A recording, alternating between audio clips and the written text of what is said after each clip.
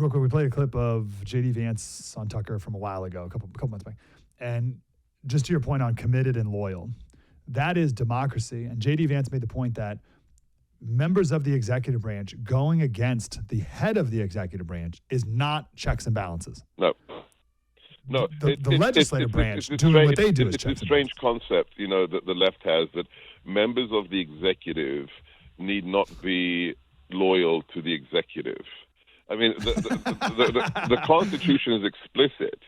And I'm not. This isn't like some philosophy or some ontological argument. In the Constitution, the president is deemed to be the executive. He is the executive. The executive branch exists to work for him. If you don't want to do what he tells you to do, you are in contravention of the people's mandate that made him the executive, and you can sod off, all right? Before you're fired, you can retire if you so wish, or you can resign. But the checks and balances, which is, the genius of the founding fathers, along with the Electoral College, thank you very much, is the legislature, the judiciary, and the executive. But the executive works for one man, Donald J. Trump, at 12 o'clock on January the 20th. Let's talk people. Let's name names. Susie Wiles, yes. The first woman chief of staff. Yes. What do we think of Susie? I don't have enough granularity experience with her. I got to speak for the president for the first time in 9 years at the Milwaukee rally the Friday before the election. That was the first time I had any interaction with her because, I had to be cleared and put on the roster as the opener for the president. But look, this is not surprising. Yes, the president won the election and the Americans who supported him, but she was, running the campaign along with Corey Lewandowski. So it's not as Corey. I put my list. I sent my list in for personnel months ago. I resent it yesterday. I wanted Corey to come into the administration. He was such a wise man. He didn't come in the first time, but hopefully he'll change his mind this time. So no surprise with Susie. Okay. You talked about the Johnny-come-latelys. How much do you trust RFK Jr. and Tulsi? Tulsi I have problems with because she spun some very strange theories when I was in the White House about what's going on in the Middle East. She hung out with Bashar al-Assad in Damascus. She has served our nation with distinction. I think she's a light colonel at the moment in the U.S. Army. So, I'll leave it at that. Bobby Kennedy, I was really thinking Bobby Kennedy yesterday. The whole Make America Healthy Again, that's a real deal. That's a real deal. I don't know if you remember, but it's maybe 2 years ago, Joe Rogan, on one of his episodes, just started playing home movies from, the shore, the beach, from the 1960s and 70s. And he said, look at these Americans. There's not one overweight person. No, and this isn't like, the most exclusive, this isn't Venice Beach or whatever. This is like, New Jersey, okay, Atlantic City. There are no fat people in America on the beach. What happened? And it is the disaster, the con of the food pyramid. It's food deserts, it's everything else. The fact that, the price of prescription drugs is what it is in America. It's not a free market. So, as the president says, keep them away from the black gold under our feet because we're going to drill, baby, drill. But give him something to do with making America healthy again. The fact that 80% of applicants can't meet the absolutely pathetic fitness requirements to join the armed forces. Our enemies know that, and that's got to change. So give him something that is his passion, and let's try to start making America a little bit healthy again. Yeah. JFK wrote an incredible article in Sports Illustrated when he was president-elect, 1960, called The Soft American. Wow. And it is awesome. I'll shoot it over to you. Yeah, please. And it's hard to find. Please. There's only like one or two places on the whole internet that it is. Sorry I didn't text you last night. I was putting the kids away and to bed. Putting the kids away. I was putting the kids to bed. You're a hardworking guy and you get up early. Don't worry about it. I apologize. So I just texted you. The Soft America. It's great. It's great. It's about how like we need to like emulate ancient Greece. Isn't it not? Get back I just received it. Isn't it crazy that we can be doing live radio across the planet and you're sending me articles instantaneously to my phone? I mean, as my friend Chris Plant says, thank the patriarchy. Thank white men who did that, who made that possible. Yeah, whoever laid that cable. So, all right. So, software, you'll love that. You'll love that article. So, yeah, we need to do it, and it's interesting, and maybe a little humility. I started off the show with two things that I got wrong in the last couple of years that have come to light. You admitted making a mistake, Slater. God, I'm a fallen man. I'm a weak man who can be wrong now and again. You can never serve at a cabinet level. Your ego is too small. Too small. Not under the Biden administration, at least.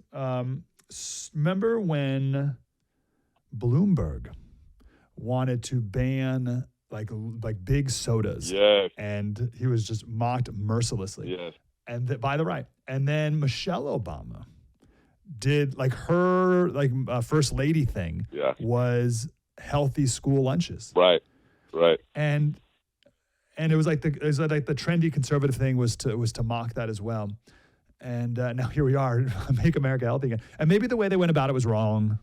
Well, it's stupid. You're not going to make anybody healthy by banning a size of drink or adding a banana to school lunches. I mean, no. This is a cultural challenge. Yes. Yeah, which JD's talked about a lot in Hillbilly Elegy as well. Anyway, okay, so that's RFK. You're right. Let's give him his task. All right, now I'm going to get you fired up here. Mm-hmm. Mike Pompeo. He can sit in a tub of molasses naked for the next 4 years, and then we can cover him in feathers. He must have nothing. I don't want him making the cappuccinos in the Navy mess in the West Wing. He must never be allowed to step into the White House unless it is a tourist's guided tour. What's the problem? Well, should I start with the personal or should I start with the public and obvious? Let's go. Let's do time is limited. Let's go the person. Let's go in office. So publicly, this is the man who said President Trump, the charges against President Trump stealing classified information look highly plausible, and he must suffer the consequences. He did that on cable TV.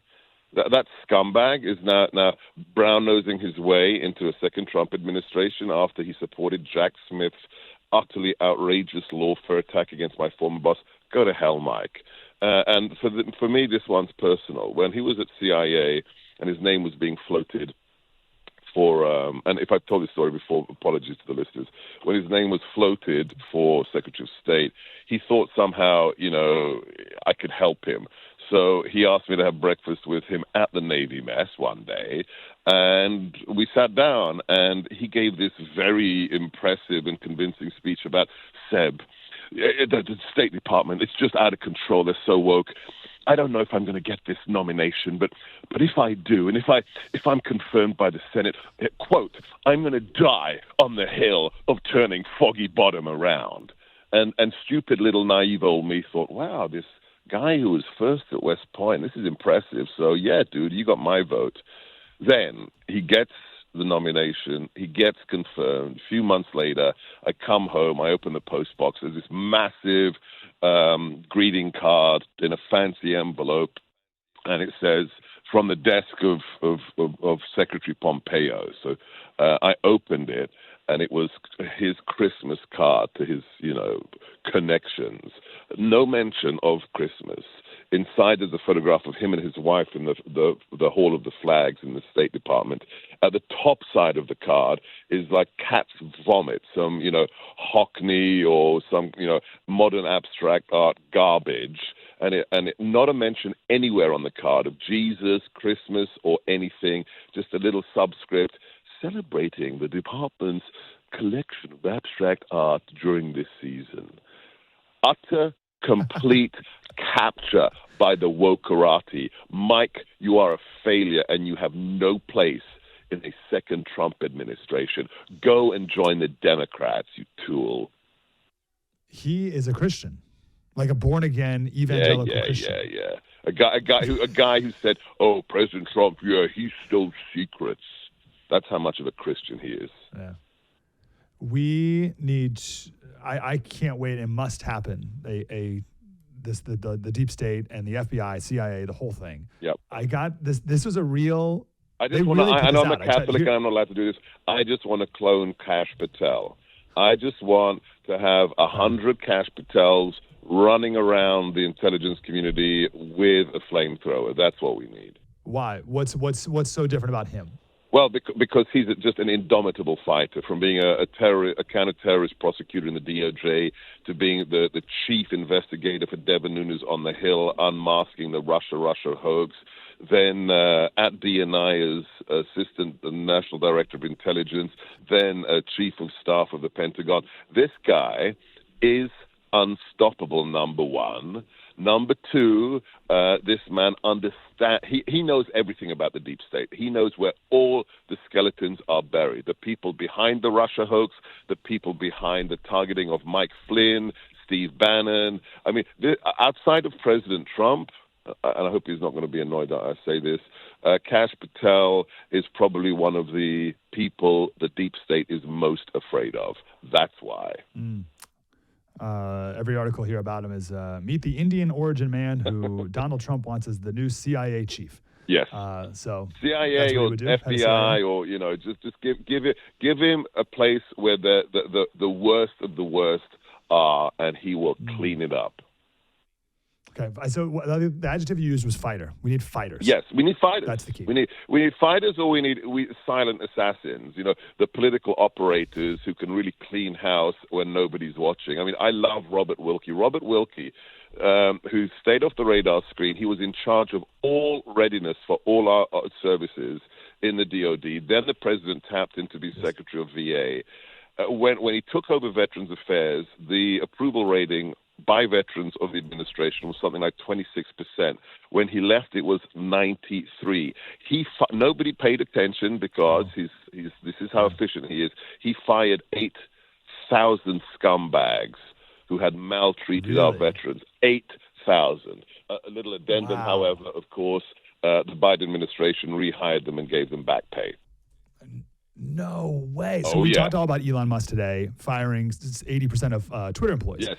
And making it more efficient. yeah, and how this is The Atlantic said that's the MAGA model for the federal government. And you're telling this guy already did it. Oh yeah, he needs to be Secretary of Defense. He needs to be running VA as well as DOD or something of that ilk, or National Security Advisor. The Robert Wilkie. Okay, let's leave it at this. Robert Wilkie, Kash Patel, they are your models for what you need in the cabinet. Okay. Yes.